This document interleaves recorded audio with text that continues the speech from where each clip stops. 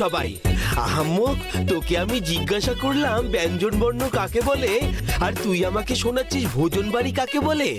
এ কি রে নন্দী, এইভাবে অন্যমনস্ক থাকলে তুই পরীক্ষায় পাশ করবি কি করে? আমি তো অন্যমনস্ক হইনি রে, আমি তো স্পষ্ট শুনলাম যে পণ্ডিত মশাই।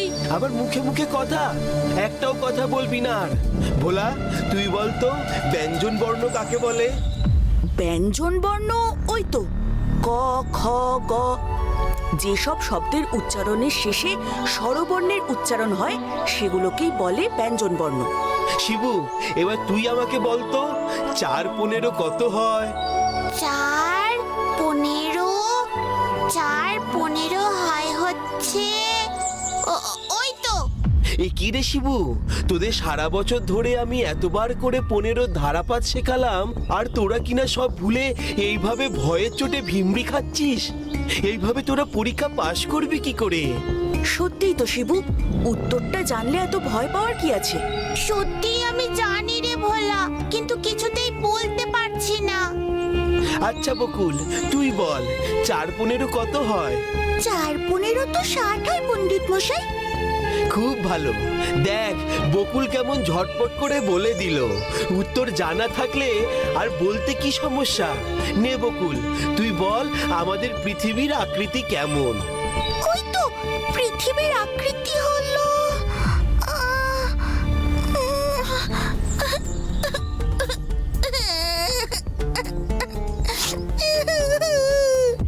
আরে কাঁদছিস কেন? আমার আমার কিচ্ছু মনে পড়ছে না পণ্ডিত মশাই। আমি উত্তরটা জানি, কিন্তু কিছুতেই বলতে পারছি না। পরীক্ষায় তো আর তা বললে চলবে না রে মা, পরীক্ষার খাতায় তো সঠিক উত্তরটা লিখতে হবে। আমি বলবো পণ্ডিত মশাই, হ্যাঁ বল দেখি কেমন পারিস। পৃথিবীর আকৃতি গোলাকার, কিন্তু উত্তর দক্ষিণ চাপা, অনেকটা কমলা লেবুর মতো দেখতে। ঠিক, একদম ঠিক। দেখ এইভাবে উত্তর দিলে তবেই তো পাশ করতে পারবি পরীক্ষায়। তোদের যা অবস্থা বুঝছি, সবাই তোরা সবকিছু ভুলে গেছিস। পরীক্ষার কিন্তু আর বেশি দিন বাকি নেই, তাই ভালো করে পড়াশুনো শুরু কর। পরীক্ষায় সবার ভালো করে পাশ করা চাই। এই সুযোগ ভিমানী মহারাজ, এই সুযোগ। এই নন্দী বকুল শিবুদের পড়াশোনা নিয়ে এই ভয়টাকেই কাজে লাগাতে হবে। এই ওদের আমি সঠিকভাবে বিপাকে ফেলতে পারবো, কিন্তু কি করে? কি করে? গুরুদেব, গুরুদেব, আমার বদরের মাংসটা কি আপনি দেখেছেন? যা তো এখান থেকে। আমি মরছি আমার জ্বালায়, কিছুতেই মাথায় আসছে না যে কি করব। আর তুই কি না এখানে এসেছিস তোর ওই পচা ধসা ভোঁদরের মাংসের খবর জানতে? আপনার আবার জ্বালা কিসের? আর যদি জ্বালা থাকবে তাহলে আপনার আর কালজয়ী হয়ে লাভ কি হলো শুনি? যা যা যা যা যা, নিজের কাজ করকে যা। আমাকে ভাবতে দে ওই বেটা ভোলার বন্ধুদের কিভাবে জব্দ করা যায়। সে কি গুরুদেব, আপনার মতো কুচক্রি কুমেধা একজন মানুষকে ওই পুচকে ছেলে মেয়েগুলোকে জব্দ করতে এত ভাবতে হচ্ছে? সত্যি তো, কুমেধাই তো আছে, আর আমার কিনা সে কথা খেয়ালই নেই। সাবাস মামিক, সাবাস।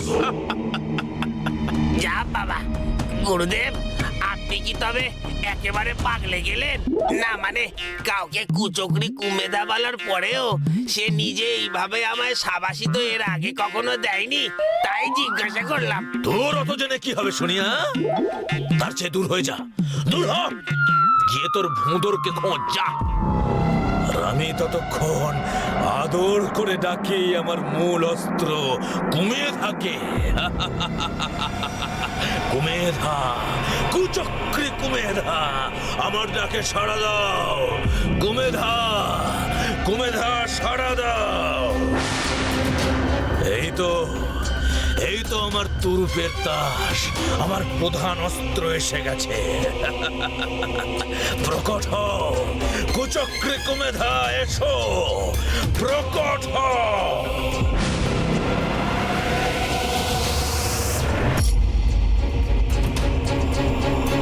অশুভ শক্তির সাধক কালজয়ী তান্ত্রিক ভিমানী মহারাজকে কুচক্রি কুমেধার প্রণাম। বলুন, আমাকে স্মরণ করেছেন কেন? তোমার তো শুনেছি অনেক ক্ষমতা। তুমি নাকি যে কোনো প্রাণীর মনে ও মস্তিষ্কে বাসা বেঁধে তার চিন্তা ভাবনাকে নিয়ন্ত্রণ করতে পারো। যথার্থ শুনেছেন ভিমানী মহারাজ। আমি চাইলে সুস্থ স্বাভাবিক প্রাণীকে পাগল করে দিতে পারি।